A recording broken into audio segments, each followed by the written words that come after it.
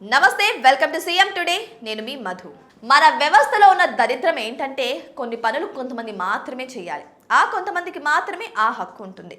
మిగతా వారు ఆ పని చేస్తే విమర్శించడానికి ప్రతి నోరు లేస్తుంది, ప్రతి చెయ్యి రాయి విసరడానికి సిద్ధమవుతుంది. ఇక మీడియా గురించి చెప్పాల్సిన పనే లేదు. ఎంత మురికి కుమ్మరించాలో అంత మురికి కుమ్మరిస్తున్నారని చెప్పచ్చు. ఆ తర్వాత కడుక్కోవడం నీ కర్మర బాబు అంటూ వదిలేస్తుంది. సరిగ్గా కొన్ని నెలల క్రితం పుష్ప 2వ భాగం అయితే విడుదలైంది. అయితే సుదీర్ఘకాలం చిత్రీకరణ జరుపుకున్న ఈ సినిమా భారీ అంచనాలతో విడుదలైన సంగతి కూడా అందరికీ తెలిసిందే. అయితే ఈ సినిమా ముందస్తు షోకు హైదరాబాద్లోని సంధ్యా థియేటర్కు ఒక కుటుంబం వెళ్ళింది. విపరీతమైన అభిమానులు రావడంతో తొక్కిసలాట చోటు చేసుకుంది. ఆ ప్రమాదంలో రేవతి అనే ఒక మహిళ చనిపోయిన విషయం కూడా అందరికీ తెలిసిందే. ఆమె కుమారుడు తీవ్రంగా గాయపడ్డాడు.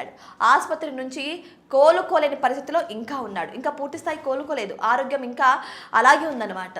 ఇక పుష్ప చిత్రంలో కథానాయకుడు సినిమా థియేటర్ వద్దకు రావడం, అదే అల్లు అర్జున్ సినిమా థియేటర్ వద్దకు రావడం వల్లే ఈ దారుణం జరిగిందని, బహిరంగంగా ప్రదర్శన చేయడం వల్లే ఇంతటి ఘోరం జరిగిందని అప్పట్లో ఎన్నో ఆరోపణలు వినిపించాయి.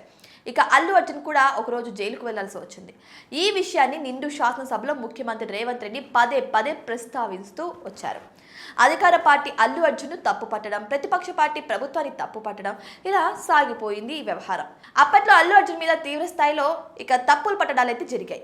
బహిరంగంగా అల్లు అర్జున్ థియేటర్ వద్దకు రావడానికి తప్పు పట్టిన ముఖ్యమంత్రి రేవంత్ రెడ్డి ఇటీవల హైదరాబాద్ లో ట్యాంక్ బండ్ వద్ద గణేష్ నిమజ్జనం జరుగుతుంటే ఎటువంటి కాన్వాయ్, ఎస్కార్ట్ లేకుండా రావడం జరిగింది. ఆయన రావడమే ఆలస్యం. జనం విపరీతంగా అక్కడికక్కడ పోగైపోయారు.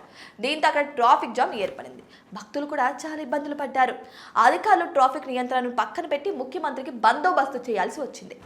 వాస్తవానికి అల్లు అర్జున్ కూడా పుష్ప సినిమా విడుదలప్పుడు ఇలాగే వచ్చాడు.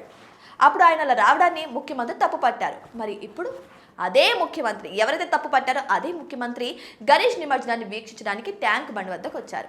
పైగా ఆయన రావడం వల్ల ట్రాఫిక్ జామ్ కూడా అయింది. గణేష్ నిమజ్జనానికి కూడా ఇబ్బందులు ఏర్పడ్డాయి. అంటే ముఖ్యమంత్రి హోదాలో ఉంటే ఎలాగైనా రావచ్చా, ఏమైనా చేయొచ్చా అని ప్రజలు అంటున్నారు. సో ప్రజలు ఇబ్బంది పడుతున్నా కూడా ఆ నాయకుడికి పర్లేదని కొంతమంది క్వశ్చన్స్ కూడా చేస్తున్నారు. ఇప్పుడు ఇవే ప్రశ్నలను అల్లు అర్జున్ అభిమానులు కూడా అడుగుతున్నారు. అయితే మరి వీటికి ప్రభుత్వం వద్ద సమాధానం ఉందా? మరి మీరేమనుకుంటున్నారు? కామెంట్ బాక్స్లో కామెంట్ చేయండి.